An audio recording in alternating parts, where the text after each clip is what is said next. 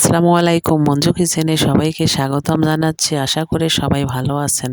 সবার দোয়ায় আলহামদুলিল্লাহ আমিও ভালো আছি। আমি যে বোনের বাসায় গিয়েছিলাম গ্রামে, মাছ রান্না করছি, ওই ভিডিও আপনাদের সঙ্গে শেয়ার করছিলাম।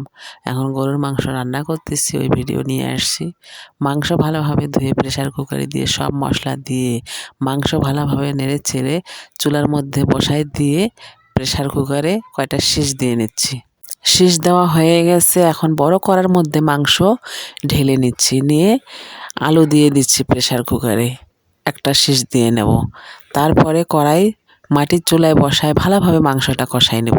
ভালোভাবে মাংসটা কষানো হয়ে গেছে, আলুও সিজ হয়ে গেছে একটা। তারপরে মাংসর মধ্যে আলু ঢেলে দিয়ে মাংস আলু ভালোভাবে কষাই নিয়ে এখন ঝোল দিয়ে দিচ্ছি। মশলাও দেওয়া হয়েছে, ওই ভিডিও শেয়ার হয়নি। এই পর্যায়ে গরুর মাংস দিয়ে আলুর পাতলা ঝোল রান্না কমপ্লিট।